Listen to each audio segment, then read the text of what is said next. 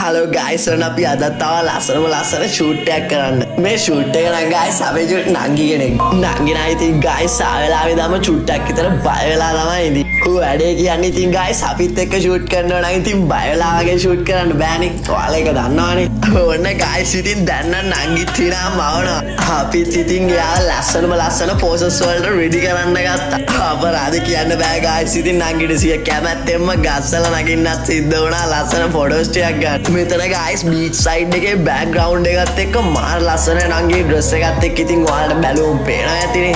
අපි ඉතින් ගයිස් මේ ෂූට් එක කරන්න ආපු ටයිම් එකත් එක්ක ක්ලයිමේට් එක මාර ලස්සනයි කියන්න දෙයක් නැහැ. නංගිත් ඉතින් ගයිස් එයාගේ ෂූට් එකට ඩෙකරේෂන් එක දේවල් අරන් ඇවිල්ලා තිබ්බා. කලර් ස්මෝක් එක ඕපන් කරගන්න බැරුවත් පුදුම කට්ටක් ගයිස් ඉතින් කෑවේ. නංගි රතු පාටයි කියලා හිතන් ඉතින් කලර් ස්මෝක් එක කළු පාටයි ගියාංගෝ. අපි ඉතින් ෂූට් එකේ අන්තිමට කේ නංගිව බීච් එකට දාලා ෆොටෝස් ටික ගන්න පටන් ගත්තා. නංගිත් ඉතින් ගයිස් කියව හැම පෝස් එකකටම වගේ හරිම ලස්සනට රියැක්ට් කරන්න ගත්තා. ඔයාලට කියන්න ඉතින් ෂූට් එක අතරතුරේ අපිටත් ඉතින් මදි නොකියන්න තෙමෙන්න නම් සිද්ධ වුණා. මොනවා කොහොම වුණත් ගයිස් අපි මේ ෂූට් එක හරිම ලස්සනට රියැක්ට් කරගත්තා.